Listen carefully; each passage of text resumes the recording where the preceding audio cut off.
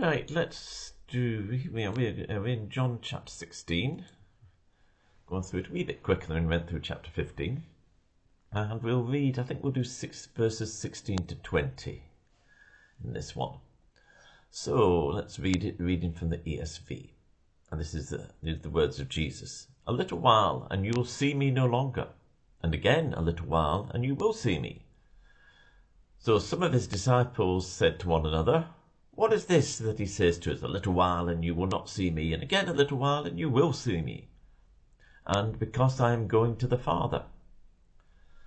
So they were saying, what does he mean by a little while? We do not know what he's talking about. Jesus knew what they wanted to ask him, so he said to them, "Is this what you're asking yourselves?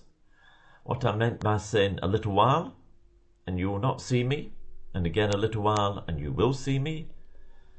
Truly, truly, I say to you, you will weep and lament, but the world will rejoice, and you will be sorrowful, but your sorrow will turn to joy." So we have lots of little whiles in this wee bit of the passage here. And there is some debate about when Jesus talks about "you will see me again," whether he's talking about just after the resurrection, or three main possibilities. One is the resurrection appearances. Two, the sending of the Holy Spirit, i.e. in kind of a metaphorical sense, you will see me again, i.e. the Holy Spirit will then open their minds to really appreciate what the gospel is all about, what Jesus is all about. Or thirdly, about the return of Jesus at the second coming. Given the context, it seems most likely to me that it's talking about the resurrection appearances and the times he was with them until their ascension. And that's the line I would take in looking at this. And so Jesus is talking about himself. You will see, you won't see me, then you will see me. But then out at the end he says, "Truly, truly, I say to you, you will weep and lament, but the world will rejoice, and you will be sorrowful, but your sorrow will turn to joy." Will turn into joy. He's talking about their reaction, their emotional or psychological reactions. You see,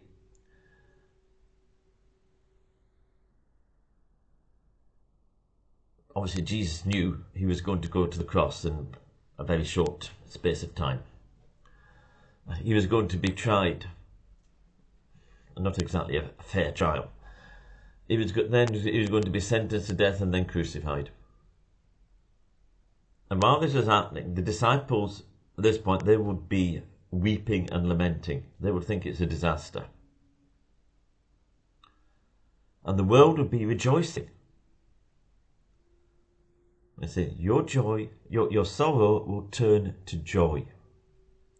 So what it's telling them about is how things are going to change. And we can often misunderstand, most of the time, not really understand, God, what do you think you're doing? How is this helping the way you're going? And the sorrow in our hearts, particularly if it's about things happening directly in our own lives.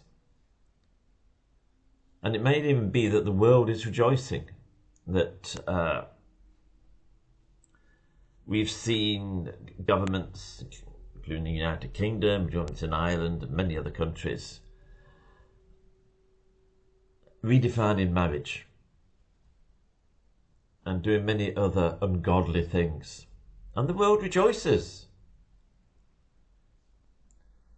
We've seen governments, in particular in Ireland, when they legalised abortion, and people rejoiced. Everyone rejoiced. The vast majority of people rejoiced.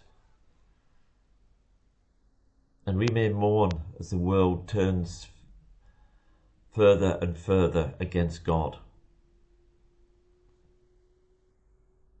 But this will only last for a time, because it is God's plans which ultimately are fulfilled. We saw it in the particular immediate context of what Jesus is talking about here. We see it in the resurrection.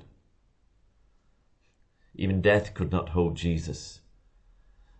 And in the world, it is God's plans God's purposes which will ultimately be fulfilled, not man's plans, not the devil's plans.